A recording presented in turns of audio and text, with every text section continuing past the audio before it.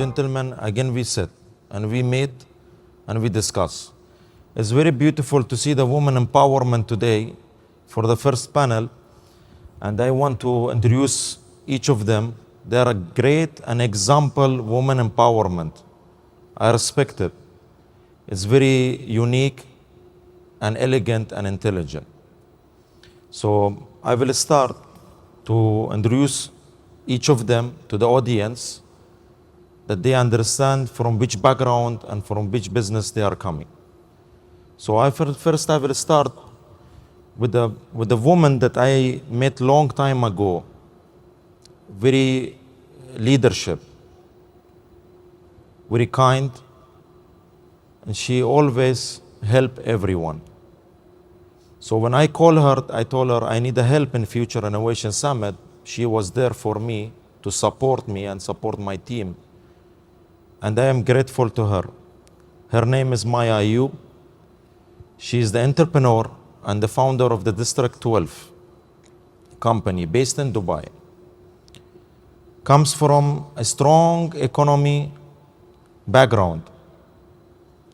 More than 15 years experience in the corporate and communication in the conferences and summits. So we will go to the second lady. She's engineer Enzi. More than 30 technologies and AI projects in partnership with the government sectors in UAE and Kingdom of Saudi Arabia. In September 2022, she appointed by Miras Robotics System as a manager business developer and the corporate alliance. There was a lady, very interested lady, her name is Diana. She's in the panel as well. I met her through LinkedIn, and when she met me in United Arab Emirates and we met, her discussion, her flame and ambition is beyond everyone. Mrs. Diana, coming from a background that she's the founder of the Pearl Venture Investments, involved in the international real estate investment and deployments over the last 2 decades. For the last lady, she's from the banking sector background, and she flight from Switzerland to United Arab Emirates to be first in this conference and summit.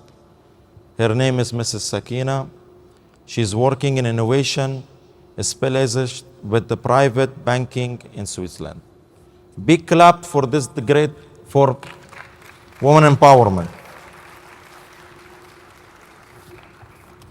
So the funny part is, I told them I will not ask the question that in the list, and they were calling me morning and they say, no, don't do it. So don't worry, I will ask the same question that I promised. So we will start with Sakina. What do you see as the greatest challenge for the leader in the new era, past COVID reality? Thank you. It's here, it's working, don't worry. It's working? Yeah. Yes.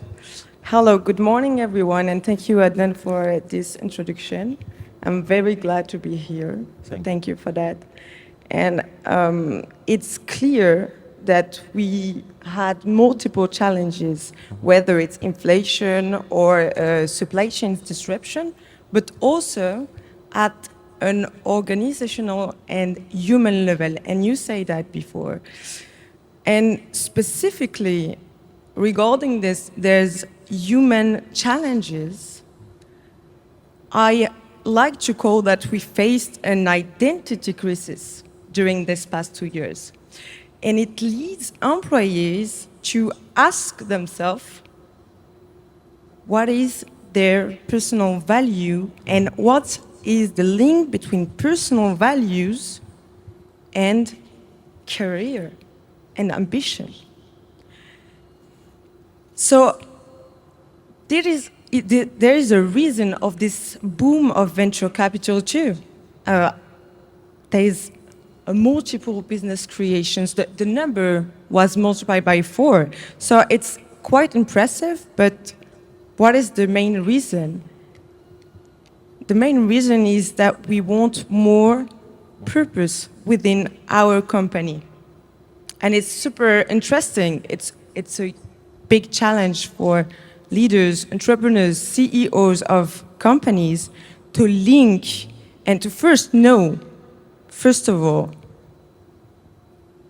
who do we are beyond our profits?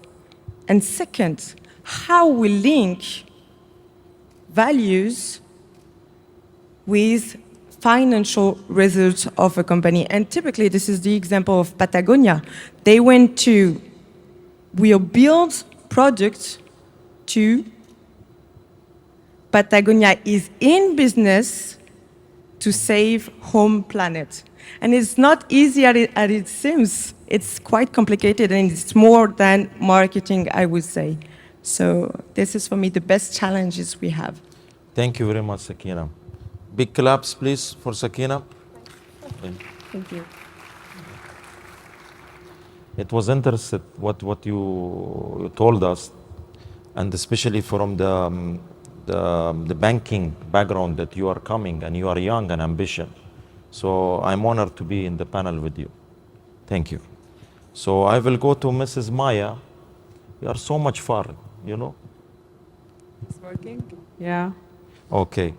So you want the tricky question or the original question? Whatever you want. Whatever Okay. you want. Okay. So how can the organization adopt a strategy to retain the workforce? If you can tell us a little bit. Thank you, Adnan. Thank you, first of all, for the great introduction. I'm really humbled and honored to participate with you in this opportunity. Now, nowadays, retaining the workforce is one of the most important objectives. We are still in the era of the great resignation that happened post-COVID, and it's extremely challenging for leaders to retain their workforce. So coming back to your question, I would like to give 3 important points that I believe every organization should have in order to retain their workforce. First of all, I believe that inclusion and diversity is key. So leaders should really create an inclusive environment for their employees. Nowadays, money isn't enough to retain the workforce. Really, the workforce should have a sense of belonging to the organization. They really need to be accepted. Second of all, I believe flexibility is of extreme importance, especially post-COVID. We noticed that the work-life balance is extremely highlighted. So people are not going to compromise their well-being, their mental health for their jobs. Therefore, I believe that employers should take that into consideration. And one very important question, in my opinion, is to work on the career development of the workforce. This is a great investment in specializing our workforce, giving them training. So we incentivize them. Thank you. Welcome. Very interested that you told about the strategy in the organizations. It's very important today to see a woman handling a house and handling a business. It's very rare we can find. So my message to all the women that they are in our conferences, or either they are not in our conferences, always cross your fear. As Mr. Michel Turbani said, the fear that you have, it is the beginning of your success. You need to cross this fear. So if one failure came, 100 doors of success will be open. So thank you, Maya. Big claps for Maya, please. So we go to Yasmin. How are you? Good? Yeah, alhamdulillah. Okay, today I'm proud to see that you are among us to share your knowledge, your ideas, and your thought. So my question to you will be, what are the top business challenges in the new era of the technology from your perspective? Bismillah ar-Rahman ar-Rahim. Assalamu alaikum wa rahmatullahi wa barakatuh. Thank you very much, Adnan, for having us and hosting all of us today to discuss very important topics, especially in our region, GCC area and the United Arab Emirates. It's lovely for me to share the stage with such inspiring lady. When we talk, it's actually a passion for me. I have been work with multiple companies between startup, entrepreneur, and even big corporate. Project I was lead, it's public and private sector and even academic sector. When it's come to digital transformation and technology business, currently, actually, the good things that we have before we talk about the challenge, our region culture has been changed in the last 2 years, especially after the pandemic. Now we see a lot of acquiring happening from global companies to the startup has been started in our MENA region, especially in GCC area when we see the public funds has come to this company. So this is the things that we need to highlight and appreciate from the government sector and even private sector. It's a great growth for our region in terms of business growth that we have with emerging technologies especially, and supporting the R&D initiative that's happening currently, which will feed the government and it will feed also the private sector. When we talk about the business challenging, it's my concern, first concern, what we happen currently, we hear a lot of announcements that come from government, private, and also big corporate about launching new initiatives. And we have a new trends in technology. Recently, we have the metaverse, before it was the AI, and so on. The first challenge is adoption the technology because it's the new technology. It's my first concern and challenge I'm seeing in the market currently it's happening. This is will end up the corporate and even the organization just end up with a useless application or technology. So we need to really to focus on that and see if this is really solve a challenge that we have or not. Second thing I will talk about it's about the monetizing the data we have. All of us are hearing the word is saying that the data is the new oil. But how to capture that and monetize, try to collect it in the right way and build it in the right way to feed the technology system and business as well. Because of the analytics that we will do for the data, we will improve the process and we'll select the right business investment we are going to do. And the third and the very important one, globally, not only regionally, that we have, it's the skills gap. And for that skills gap, it's not about only how to create a new technology, it's how to use it, how to adopt it with the organization itself, how this is skilled people, professional one, will really have the real impact on the current procedure. And also we think like the talent that we need to keep inspire the world with them. Even the current technological company that we have around the world, they need to have the talented professional people who can keep inspiring the world. I think like as per the last McKinsey report, released just by February 2022, they talked about that almost 93% of from whole employer around the world are stuck with this to find the talented people who can really have that impact on them current organization or development. And the last things that I believe in it, that we should have it, as it's happening currently by our leaders in the United Arab Emirates, and especially in the Emirates of Dubai, it's to lead by vision. You are not responsible to manage as a leader, you have to lead. Just, assign the task and lead by that vision.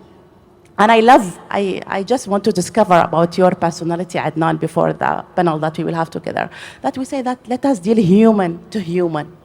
Yes. Not corporate to corporate or business to G or business to B. No, let's lead as a human. So this is really need like to lead by vision. And the great example of I've seen it is Highness Sheikh Hamdan. He's not a technical person. He's not a commercial. He's lead by vision. And that's it. Thank you. It's very interested that when you talked about the vision, and I'm proud to see a woman with this title of engineering. It's very, I know it's not easy, it's hard. So I'm proud of you and God bless you. We are always, we say each of us, we need to deal as a, not as a B2B or B2C, as a H to H, human to human. And there is one more quote also I created recently, and they call it lead by proof, move by mood. So all of you need to understand what it's meaning. It's very important. So thank you and big clap for the engineer. Yeah. Yeah. Wow. We come to you. Am I the last one? Yeah, the last one. So Diana, she comes from real estate background, and she's a successful businesswoman. Today she will share her thoughts, her experience in the life and business. So my question to you it is, what are the three values leaders should have when operating in an international environment? Thank you. Yes. Good morning, kind and beautiful people, and thank you, Adnan, for having me here. It's an honor. It's an honor to be here next to you and to these beautiful ladies. You all told an inspiring story. It's a big encouragement to me as a woman to have you next to me here today. Adnan, you've done a magical job to put me on the stage here today. Thank you. It's beautiful. I'm usually on the spotlight when I dance ballroom. To answer those questions, and I'm going to refer a little bit to my notes, the three values that leaders should have operating internationally, and I can speak from my own experience because my projects are in United States, Eastern Europe, specifically Montenegro, and then I'm going into Mexico now and promoting a beautiful, sustainable development. So me coming to a new region, I come with openness. Openness is something that I've learned from the young age. Understanding and being open to other countries, environment, religion, traditions. It's very important to be productive and to succeed. Then next in line comes respect. We all carry that within us. It's important that we respect others, and then we can expect respect back as well. And then the most important that I love is manifesting these beautiful visions, believing fully and sending that message out and bringing on others along your side to do the same thing. So currently I'm manifesting my sustainable hotel project in Tulum, and then I invite all of you along my side. Thank you very much. Thank you. Big clap, please. It's before we, yes, please. If you can open her mic. Yes.